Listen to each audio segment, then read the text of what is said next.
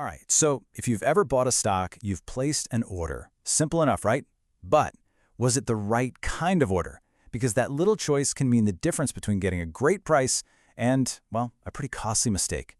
Today, we're going to pull back the curtain on the three most essential order types that will give you real control over your trades. Let's dive right in. So here's the game plan. We'll start with the default setting, the one you probably used before, the market order. Then we'll get a lot more precise with limit orders.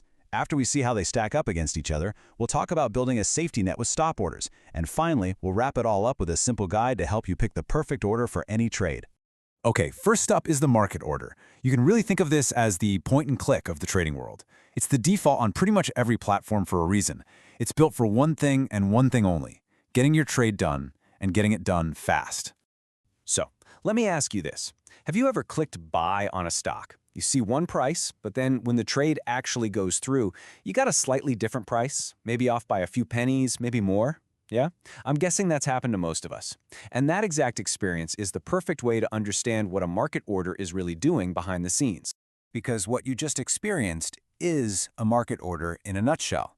It's a really simple command. You're basically telling the market, get me in or out of this stock right now at whatever the best price happens to be at this very second. The number one priority isn't the price, it's all about the speed of the transaction. So when is this the right tool for the job? Well, it's perfect for those super liquid stocks, the big guys like Apple or Microsoft or those popular ETFs. When there are millions of shares being traded every minute, the market can instantly find a buyer or seller for you at a price that's almost exactly what you see on your screen. This is your go-to when speed is absolutely everything. But, and this is a big but, that speed comes with a hidden cost. You give up any guarantee on the price. That little gap between the price you thought you were getting and the price you actually got, that has a name. It's called slippage. Now, with those big popular stocks, it might just be pennies. But if you're trading a less common stock, oh boy, it can be a completely different story. Let's walk through a quick example to see what I mean. Imagine you want to buy 500 shares of a smaller, less traded stock. You look at the screen and you see it's trading right at $20 a share. So you go ahead and place a market order to buy. But here's where the danger lies. The market system might only find 100 shares for sale at that $20 price. Now, your market order doesn't care. Its only job is to fill immediately. So it keeps hunting, and it finds the next available sellers. But they're asking for $22 a share. And just like that, you've paid a way higher average price than you ever planned for. That right there is the painful reality of slipping. Okay, so how on earth do you avoid that kind of costly surprise? Well, this brings us perfectly to our next order type, which is all about taking back control. Let's talk about limit orders, where you get to name your price. A limit order is a totally different instruction. It's super precise. It tells the market, hey, I am only willing to buy this stock at this specific price or lower.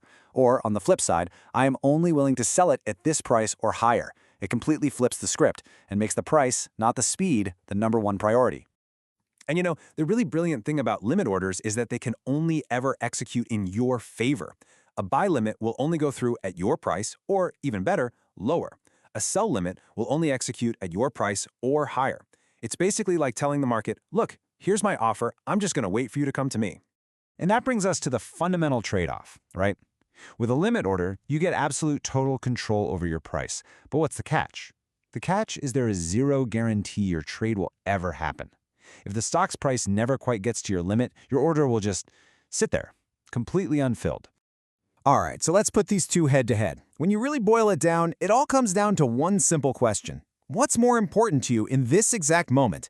Getting the trade done fast or getting the price you want? I absolutely love this analogy. Think of it like buying a car.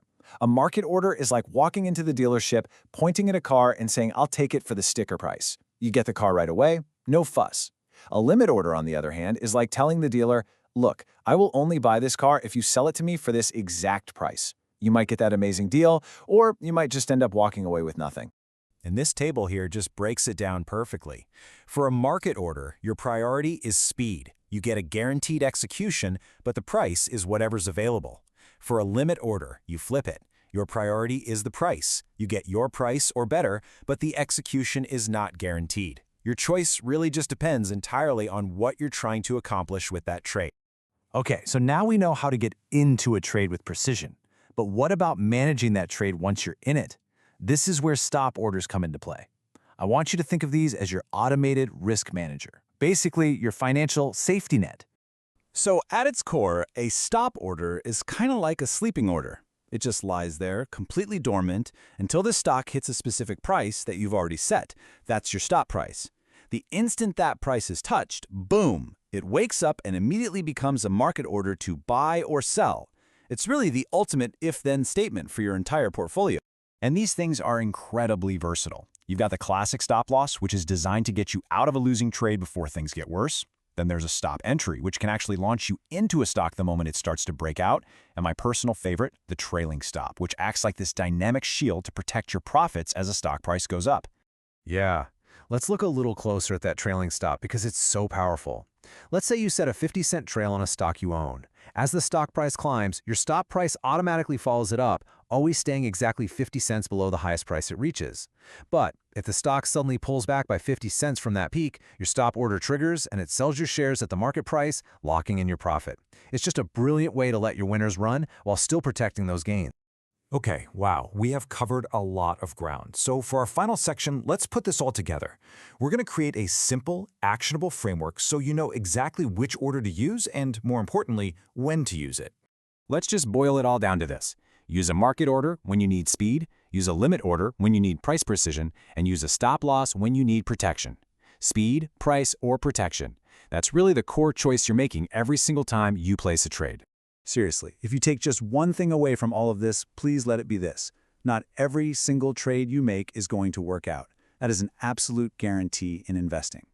A stop loss is your pre-planned exit strategy. It's the one tool that separates disciplined trading from emotional guesswork, and it protects you from those really devastating losses. Honestly, it's non-negotiable if you're serious about this. You see, understanding these order types isn't just about technical know-how. It's the absolute foundation of a solid trading plan. It allows you to define your entry point, your exit point, and your maximum risk before you even put a dollar on the line. So the real question now is, how are you going to use these tools to build out your own strategy? And that's our deep dive into market, limit, and stop orders. Hey, thank you so much for watching. If you got something from this, please like the video and support the channel by clicking on the subscribe button. That really helps us. Thanks again.